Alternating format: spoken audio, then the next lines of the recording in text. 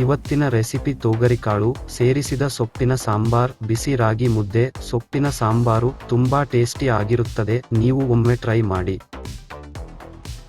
ಬೇಕಾಗಿರುವ ಸಾಮಗ್ರಿಗಳು: ತೊಗರಿಕಾಳು, ಈರುಳ್ಳಿ, ಬೆಳ್ಳುಳ್ಳಿ, ಮೆಣಸಿನಕಾಯಿ, ತೊಳೆದಿಟ್ಟಂತಹ ಸೊಪ್ಪು, ಜೀರಿಗೆ, ಸಾಸಿವೆ, ಕರಿಬೇವಿನ ಎಲೆ, ರುಚಿಗೆ ತಕ್ಕಷ್ಟು ಉಪ್ಪು. ಮೊದಲಿಗೆ ತೊಳೆದು ಇಟ್ಟಂತ ತೊಗರಿಕಾಳು, ಸೊಪ್ಪು ಸೇರಿಸಿಕೊಳ್ಳಬೇಕು.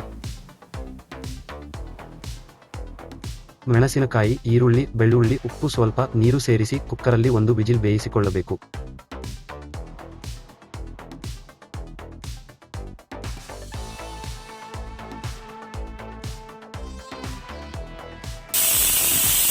ಕುಕ್ಕರ್ನಲ್ಲಿ ಬೇಗ ಏರ್ ಹೋಗಲು ನೀರು ಸ್ವಲ್ಪ ಹಾಕಬೇಕು, ಇದು ಒಂದು ಟಿಪ್ಸ್.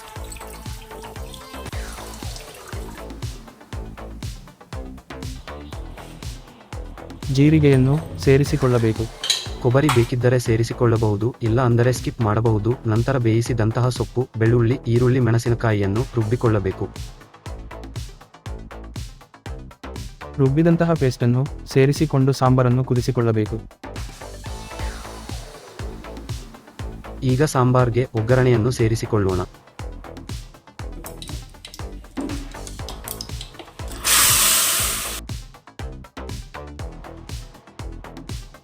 ಈಗ ಸೊಪ್ಪಿನ ಸಾಂಬಾರನ್ನು ಮುದ್ದೆ ಅನ್ನದೊಂದಿಗೆ ಸರ್ವ್ ಮಾಡೋಣ.